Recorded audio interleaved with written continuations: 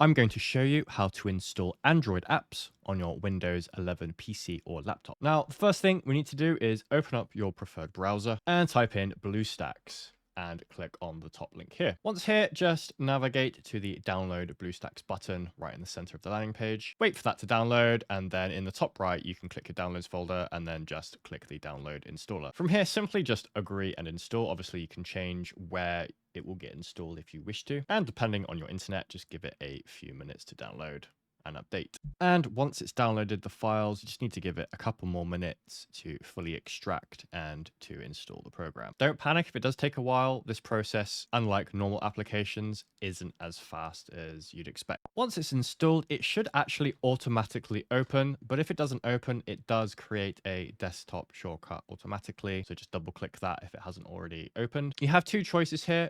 The first choice is you can just download games from the BlueStacks player. You'll typically find basically everything that is on a mobile device, or more specifically an Android device.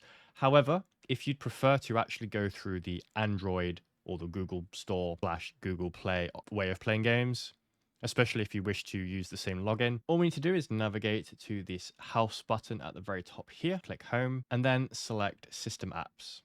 And from here, you will be able to click Play Store. And all you need to do is sign in to your Google Play here, and you'll have full access of the Android Google Play Store.